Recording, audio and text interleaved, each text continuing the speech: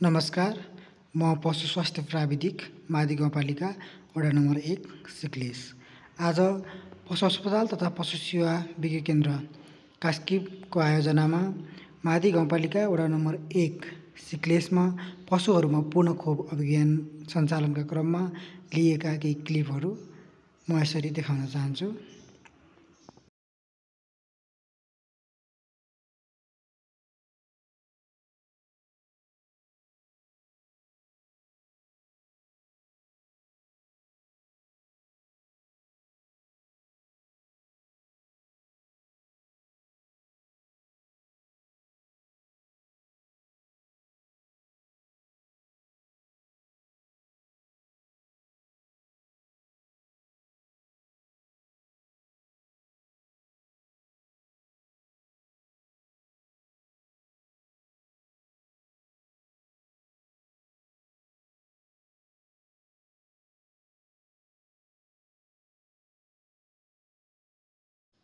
आज खोप सञ्चालन गरिएको ठाउँ चाहिँ मादी गाउँपालिका वडा नम्बर 1 को बेसीतिर र बेसीबाट साथीहरू उकालोमा फर्किँदै हल्का पानी परिरहेको अवस्था छ। यति बेला बाटो साह्रै नै उकालो छ, उकालोमा फस्याङ फस्याङ गर्दै हिँडिरहेको अवस्था छ।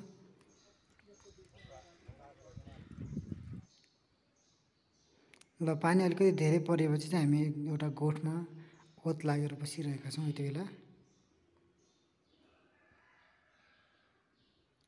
छेउमै मकै बारी रहेछ, यसो भिडियो बनाइहालेँ।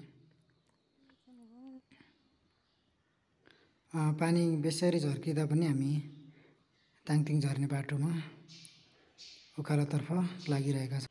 यो यात्रामा सहयोग गर्ने टङ्क गुरुङ चापान दाइलाई विशेष धन्यवाद।